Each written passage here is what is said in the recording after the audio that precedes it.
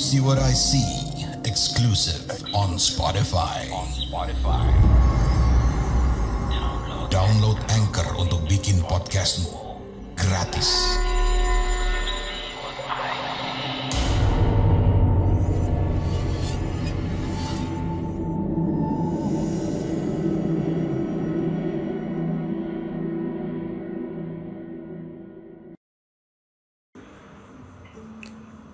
Di kampung saya itu ada sebuah pabrik tempe tahu yang besar. Setiap tahun, pemiliknya nambah lahan yang menyebabkan pabriknya semakin besar, dan itu terjadi sekitar tahun 1985. Zaman dulu, gerai-gerai makanan junk food itu jarang banget. Malahan hampir bisa dikatakan mungkin belum ada. Dan rata-rata makanan yang dimakan orang-orang cuma tempe, tahu, ya seperti itu. Jadi selain memasok tempe tahu untuk wilayah kami, pabrik ini juga memasok ke wilayah-wilayah yang bisa dikatakan cukup jauh. Pemiliknya biasa kami sebut juragan. Dan juragan ini baik banget orangnya. Saking baiknya, kadang-kadang kalau misalnya kita ketemu di jalan, terus kita ngomong, "Juragan, ada nggak kerjaan? Ini keponakan saya baru datang dari desa lain." Juragan ini pasti akan langsung mempekerjakan tanpa ribet, tanpa harus kirim CV, kirim lamaran, interview, dan lain sebagainya. Juragan ini benar-benar baik. Ketika satu kali pertama ketemu, kita minta kerjaan. Kedua kali kita disuruh datang ke rumahnya. Ya, hari itu, detik itu juga langsung diajarin. Dan gak ada yang salah dengan itu semua. 5 tahun awal pabrik tahu dan tempe itu dibangun, belum ada rumor-rumor terdengar. Hingga akhirnya, sepupu saya sendiri yang datang dari desa lain karena ayah dan ibunya meninggal dunia. Dia kesulitan hidup karena sebatang kara. Diajaklah sepupu saya itu untuk tinggal di tempat kami. Sebut saja namanya Samin. Samin ini anaknya pemalu, pendiam, tapi ibadahnya rajin. Dia itu sudah keliling ke rumah saudara-saudara lain, minta pekerjaan, minta tumpangan hidup, karena ketika bapaknya ini masih hidup, beliau meninggalkan banyak hutang sehingga rumah yang ditempati Samin ini pun diambil oleh pihak lain. Akhirnya bapak dan ibu merasa nggak tega, walaupun bisa dikatakan pada tahun itu kami juga kesulitan untuk memenuhi kebutuhan sehari-hari. Jadi Samin ini cuma bilang, "Pak D, Bu D, Samin ini cuma numpang tidur aja. Kalau Samin udah dapat pekerjaan, nanti insya Allah tiap bulan bantu-bantu keuangan Pak D dan Bude." Sebenarnya kami nggak keberatan untuk itu.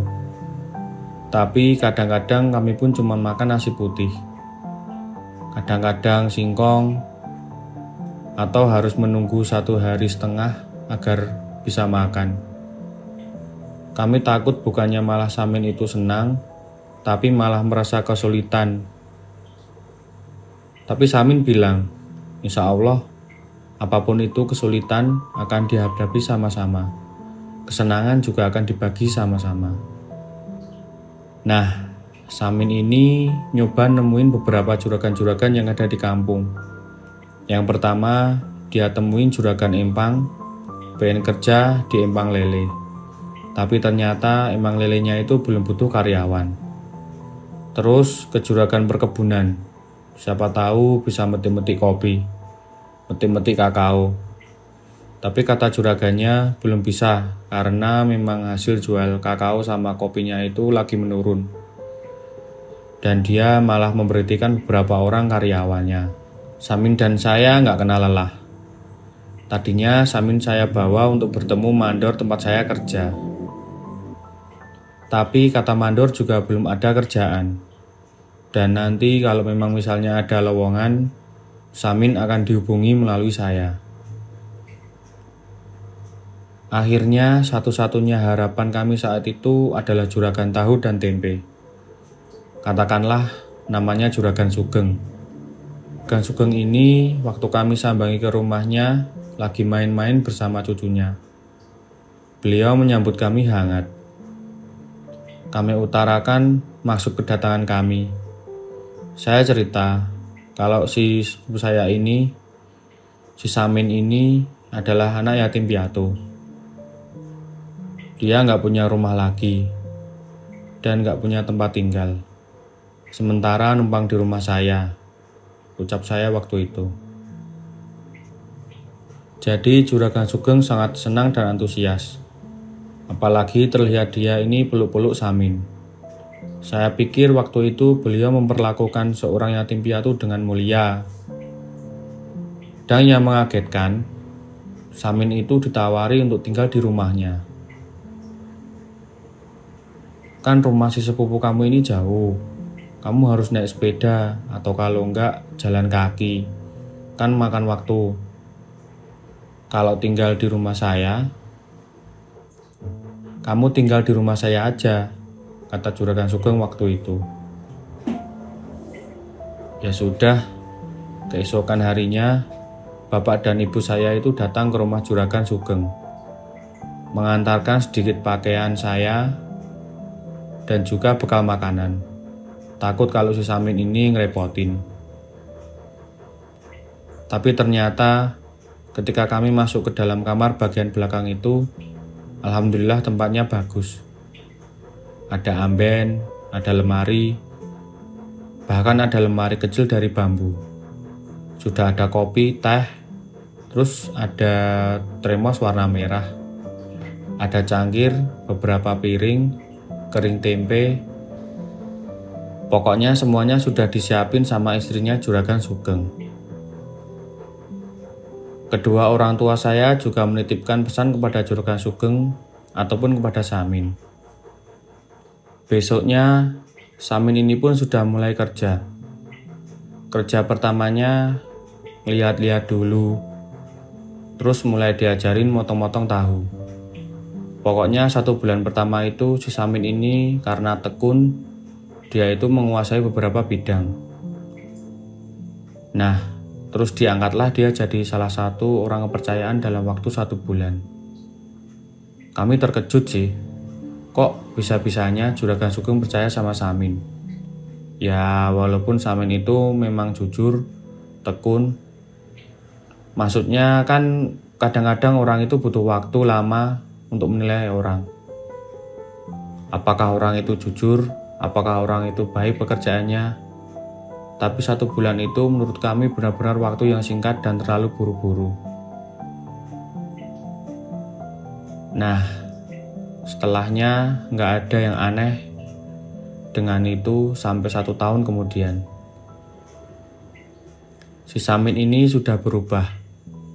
Kayak lebih sering sakit-sakitan, lebih sering lesu, lemah. Ada salah satu seorang pegawai di pabrik tahu yang pulang pergi, nggak nginep di sana. Dia ngaduin ke bapak dan ibu sama saya.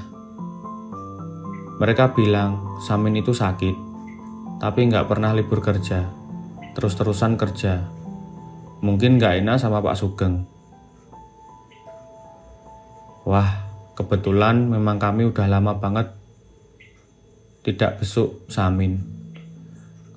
Terakhir itu sekitar 3 bulan lalu. Memang saat itu si Samin ini udah kelihatan agak nggak enak badan. Tapi Samin bilang lagi banyak pekerjaan.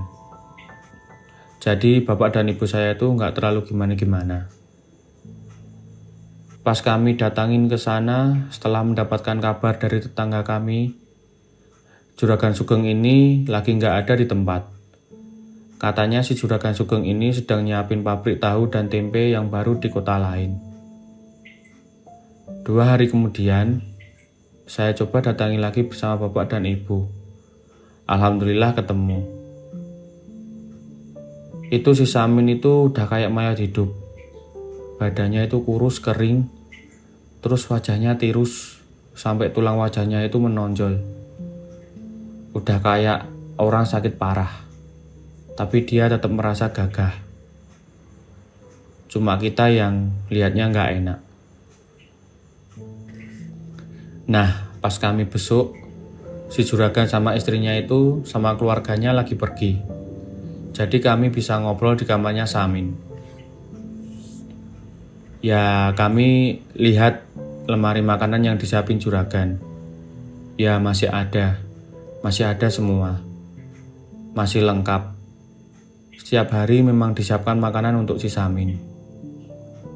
Kamu kenapa, Min? Kamu nggak makan apa gimana? Jangan capek-capek. Ibu saya nangis lihat si Samin. Biar bagaimanapun, Samin ini udah dianggap kayak kakak saya sendiri. Apalagi Samin ini nggak sayang uang. Setiap dia gajian, dia kasih bapak dan ibu. Setiap dia dapat bonus dari Juragan Sugeng, dia juga pasti kasih. Dia cuma pegang sedikit saja. Alasan dia karena dia nggak jajan, nggak butuh beli sesuatu. Makanan juga sudah disiapin di sini. Jadi uangnya itu benar-benar banyak yang dikasih ke bapak dan ibu daripada yang dia pegang sendiri. Nah, pas kami mau bawa si Samin ini pulang, si Juragan Sugeng itu awalnya nolak. Biar nanti kami aja yang bawa berobat. Samin kan udah jadi tanggung jawab saya, kata Juragan Sugeng. Tapi bapak tetap kekeh. Nggak tahu, seolah udah dapat kayak sebuah feeling.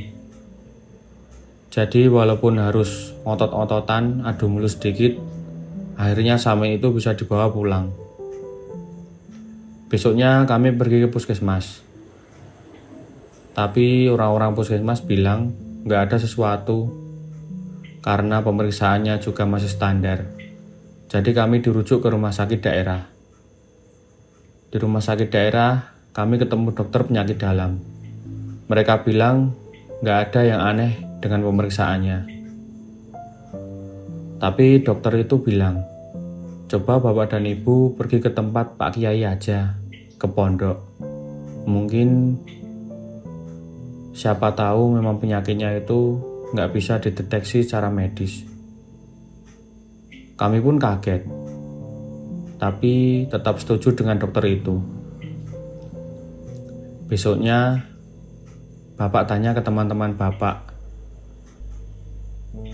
Akhirnya ada salah seorang yang punya kenalan dengan kiai di salah satu pondok pesantren di Jawa Timur. Dan waktu itu kami langsung ke sana. Menurut perkataan tetangga-tetangga, beberapa kali Juragan Sugeng ini mampir ke rumah untuk nanyain Samin. Tapi tetangga menjawab kalau Samin lagi pergi ke Jawa Timur bersama keluarga kami.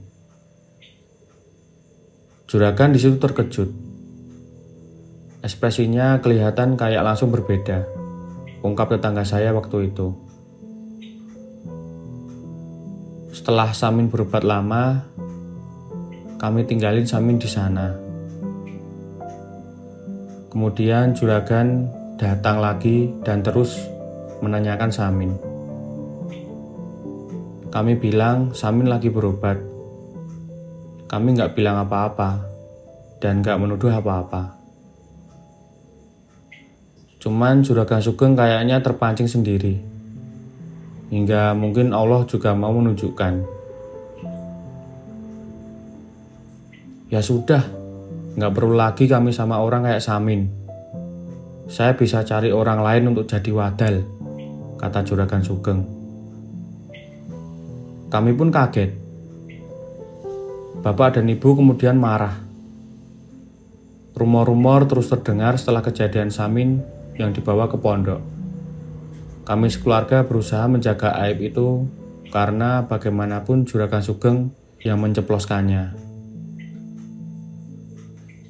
Tapi kami nggak tahu bagaimana orang-orang lain bisa tahu. Sehingga makin bulan makin tahun, lama-kelamaan nggak ada orang yang mau bekerja di sana. Dan dalam waktu kurang lebih 1 tahun, mungkin hanya menyisakan beberapa orang saudara terdekat Juragan Sugeng dan istrinya saja. Pabrik itu akhirnya nggak lama gulung tikar dan akhirnya bangkrut. Juragan Sugeng pindah ke kota lain saat orang-orang menanyakan apakah beberapa orang saudara mereka yang sudah meninggal dunia itu dijadikan wadal oleh Juragan Sugeng dan istrinya. Hampir saja keluarga Juragan Sugeng menjadi bulan-bulanan masa. Dan alhamdulillah, si Samin sudah kembali pulih. Walaupun menurut perkataan santri-santri kiai, butuh efek lebih untuk menyembuhkan Samin.